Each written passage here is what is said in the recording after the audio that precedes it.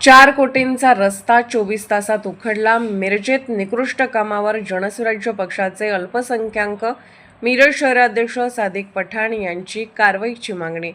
अन्यथा पुढील 4 दिवसात बेमुदत उपोषण करण्याचा इशारा. मिरज शहरातील शास्त्री चौक ते वड्डी दरम्यान सार्वजनिक बांधकाम विभागामार्फत सुमारे 4 कोटी रुपये खर्चून रस्त्याचे रुंदीकरण आणि डांबरीकरणाचे काम सुरू आहे. मात्र या कामाचा दर्जा अत्यंत निकृष्ट असल्याचा आरोप होत आहे. जनसुराज्य पक्षाचे अल्पसंख्याक मिरज शहराध्यक्ष सादिक पठाण यांनी याबाबत वारंवार तक्रारी करूनही संबंधित ठेकेदारावर कोणतीही कारवाई करण्यात आलेली नाही. रस्त्याचे काम सुरू असतानाच खडीकरणाच्या वेळी भिजलेली खडी वापरण्यात येत असल्याचे निदर्शनास आणून दिले गेले होते. तरीही अधिकाऱ्यांनी याकडे दुर्लक्ष केल्याचा आरोप आहे. कालच या रस्त्यावर डांबरीकरण करण्यात आले. मात्र अवघ्या 24 तासातच रस्ता उखडण्यास सुरुवात झाल्याने कामाच्या गुणवत्तेवर प्रश्नचिन्ह उपस्थित झाले आहे.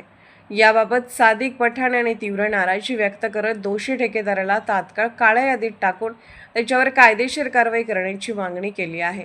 अन्यथा पुढील 4 दिवसात बेमुदत उपोषण करण्याचा इशाराही त्यांनी दिला आहे. नागरिकांमधूनही या प्रकाराबाबत संताप व्यक्त केला जात आहे.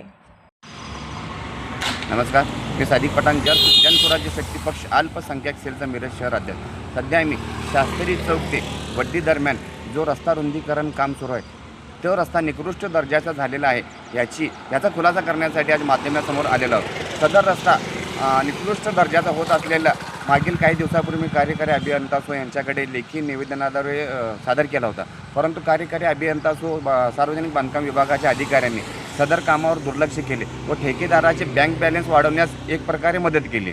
परंतु कालच रस्ता हा डांबरीकरण करण्यात आलेला आज रस्ता खडी निकडण्यास सुरुवात झालेली आहे. एका दिवसात रस्ता मरण पावत असेल तर 4 कोटी रुपयाचा चुराडा करून जनतेच्या पैशाची लूट केल्याबद्दल आज मी जाहीर निषेध करतो व पुढील 4 दिवसात सदर दोषी ठेकेदारावर कडक कारवाई करण्यात यावी व त्याला सदर ठेकेदारास काळ्या यादीत समाविष्ट करण्यात यावे. अन्यथा मी कार्यकारी अभियंता यांच्या ऑफिसच्या बाहेर अमरण उपोषण करणार आहे. कृपया याची नोंद घ्यावी.